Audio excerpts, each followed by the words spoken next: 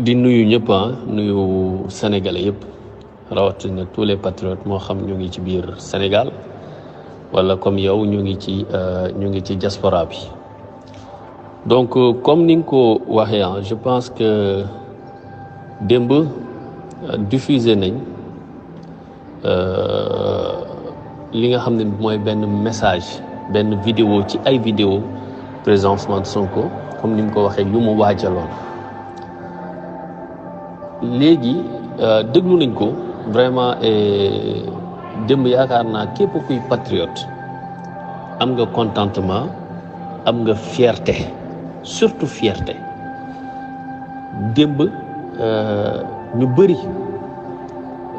seen pas-pas dundaat na seen pas-pas ci projet bi gën na dëgëraat loolu lu am solo la ndax li ko waral mooy cofeel gi nga xam ne moom la sénégalais yi am moom la patriotes yi am envers président Ousmane Sonko mais yaakaar gi askanu Sénégal am ci moom mooy waral suñu toogee diir dégguñu ko gisuñu ko ndax ñu teg ko loxo ci loo xamante ni jaay doole la ñu toog diir dégguñu ko wala gisuñu ko donc day am loo xamante ni xëy na day ci suñu cofeel namm buñ koy namm moo tax sax sonkorisation yi nit ñi di ko waaye Sonko namm naa la donc foofu lay dellu ci cadre boobu lay dellu te lu am solo la itam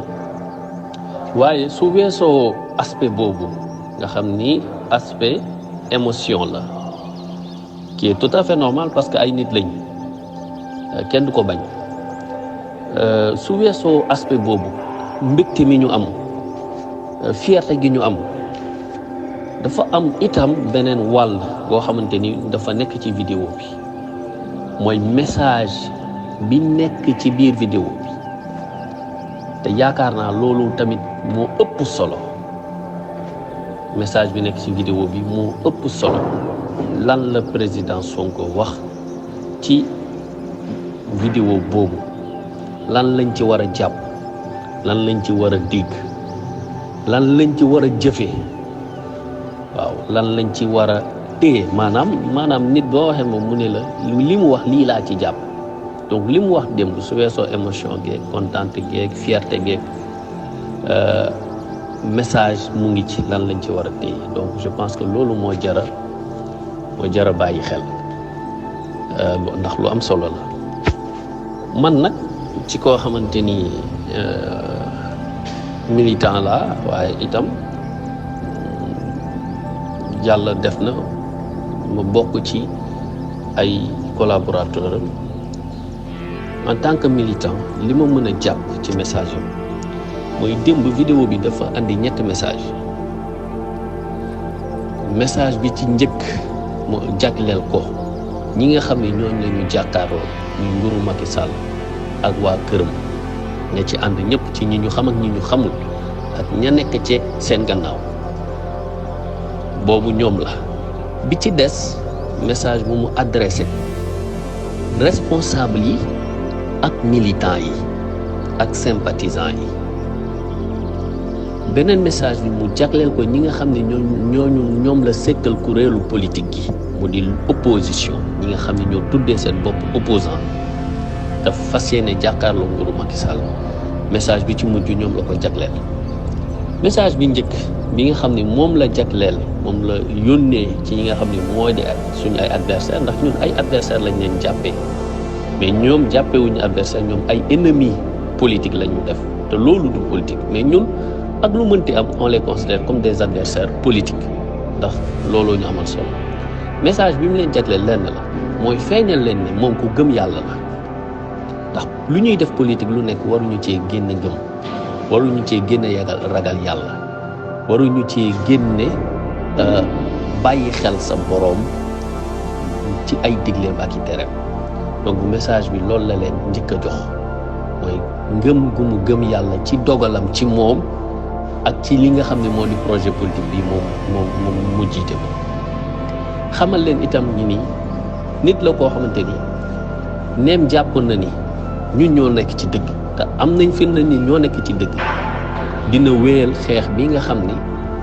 mooy fexe ba projet bi am ndam message boobu la leen jox mooy sa capacité à contenir attaques yi assaut yi complot yi combine yi lépp mu fas yéene pare pour dékku ko fas yéene mëne xeex bi jusqu'au bout ndax lan nekk na xeex boo xamante ni ñoo nekk ci dëgg donc comme moom mooy njiit mu xamal leen ni man mii ngeen jàkkaarloo di jël lépp di ma ko teg sama kaw pare naa pour dékku ko te pare naa pour dem ci xeex bi jusqu'au bout waaw lu mu jar rek pare naa pour dem ci mooy ce sacrifice là qui frise même parfois ni ko ñenn ñi di waxee le suicide mais ngëm-ngëmam ak pas-pasam moo toll foofu donc loolu la leen di wan te ni mu leen koy wanee moom message la pour xamal leen ni ñi ma àndal tamit ci ginnaaw taxawaay boobu la ñu am loolu dafay baax ñoom ñu xam ko te ku xool depuis boobu ba tey ni mu teniree pendant 10 ans radiation ak yu fi jàll yëpp ci xeeti ñaawteef mbon complot combine ak li ñu ko def yëpp teewul tey mu taxaw mooy dafa wane encore détermination pour wane ni dina dem ba l'ultime seconde pour ce combat là du bàyyi te loolu day dalal suñu xel ñun ñi nga xam ne ñoo di militants yi ñoom tamit ñu xam ni kiñ ko sekkal pareegul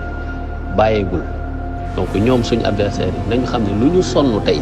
pour fexe ba projet bi bu antu jaaree ko ci Ousmane Sonko bu leen yeboon nañu uti leneen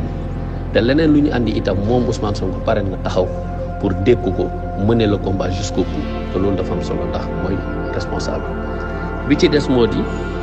message bi nga xam ni moom la jox responsable yi ak militants yi ak sympathisants yi lim leen ci wax moo di nañu privilégier intérêt général te fàtte suñu bopp ndax wax na ko su fekkoon ni loolu kese mooy projet bi kon moom ni mu ko waxee démb moo di gannaaw man dara du taxaw ndax maa fi nekk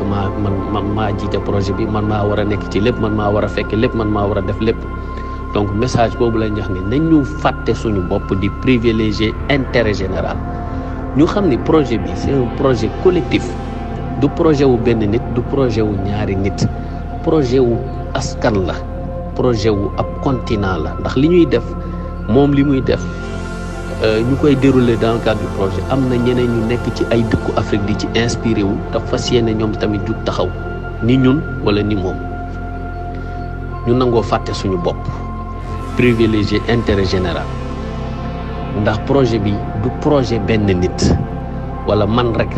bu dul man rek dara du sotti wala bu dul man rek dara du taxaw bu dul man rek du ñu am lii bu dul man loolu du projet Pastef ku ko gëm itam yaa ngi nax sa bopp